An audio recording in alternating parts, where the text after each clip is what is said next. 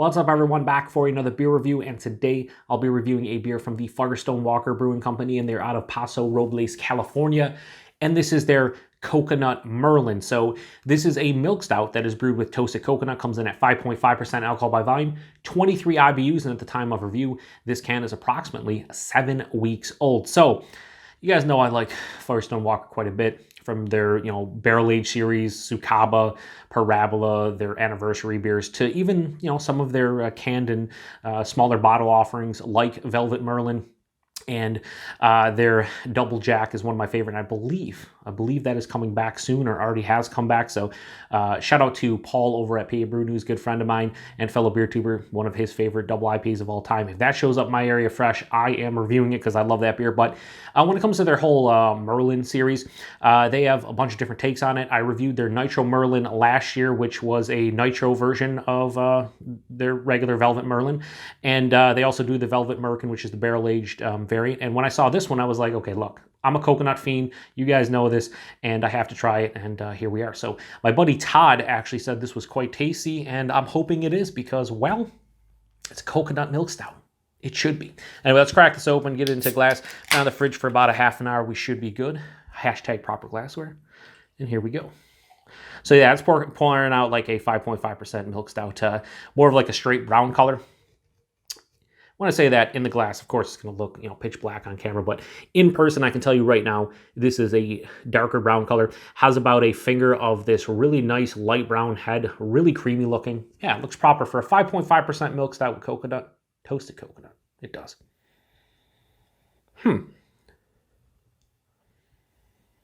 Generic roasted malts, little bit of sweetness, no coconut.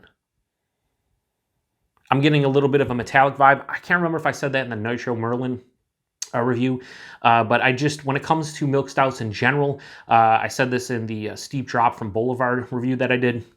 I usually get metallic vibes. In the Steep Drop I didn't, but I am getting it in here ever so slightly. So it has like this metallic vibe, and like I said, usually happens in milk stouts for me. As it opens up though, a little bit of chocolate, a little bit of coffee. Yeah, definitely the vanilla from the lactose. I'm picking up like a vanilla thing going on. So vanilla, chocolate, touch of coffee, roasted malt, but no coconut. I'm not going to bullshit you. Not any coconut in the aroma. Hopefully it's in the taste. So let's get into it. Cheers, everyone.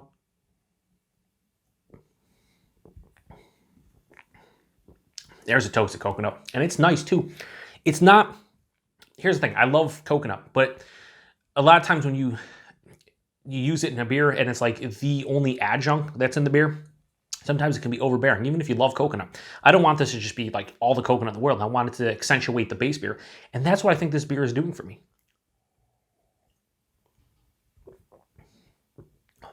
Yeah, right up front, chocolate, coffee, roasted malt, a touch of vanilla, sweeter vibes of this one, like a milk stout should be. But about mid-palate, 3/4 of the way through the palate, that toasted coconut just slides in. And it's so subtle, but it's nice, and you can notice it. Like, that's the thing. Even though it's subtle, it's definitely noticeable. And I'm left with a lingering toasted coconut, mixing in with a bit of that like sweet dark chocolate and a touch of coffee, almost giving me basically like Almond Joy vibe. I was gonna say Mounds. Let's say Mounds. Let's say Mounds. Mounds vibes, because Mounds is the darker chocolate when it comes to Mounds and Almond Joy. The candy bars, think Almond Joy's milk chocolate with almonds, and then Mounds is just dark chocolate. Yeah, it's giving me Mounds vibes, but slight Mounds vibes, not overly sweet. Body on this one at 5.5%. It's like lower side of medium body, which is fine for the percentage it is. The mouthfeel, soft, smooth, slightly creamy. There is carbonation here, but it is, it's like light to moderate. It's not undercarb, but it doesn't step in the way of the rest of the mouthfeel, because I feel like a milk stout, and then you're using coconut. I feel like you want a little bit of like a slick, creamy kind of sensation. I'm getting that. Definitely carbonated though. This beer can be summed up pretty much in one word for me: subtle. The entire beer is subtle, but I think that's a good thing. It's 5.5%. It has coconut in it, has lactose, but it drinks like a 5.5% beer. I could totally kill a 6-pack of this in, a night watching, my Buffalo Sabres get their ass kicked, or just whatever, watching a movie. I wouldn't get tired of it because it wouldn't wear out my palate, because the flavors aren't super big. And not one part of this is too overwhelming. I was kind of worried maybe the coconut would be too big before I drank this one, or it wouldn't show up and maybe just too much of a milk stout vibe. I think everything's well integrated, it's well blended, it's very, dare I say, cohesive. And yeah, it's just a good beer. There's not much more to say about it. It's kind of like a subtle Mounds candy bar, but not like the synthetic coconut or real coconut, and it's not as sweet. So yeah, it's pretty damn good. It finishes, again, to the sweeter side of things, slight dryness, no bitterness to speak of. Super drinkable, 5.5% milk stout with coconut.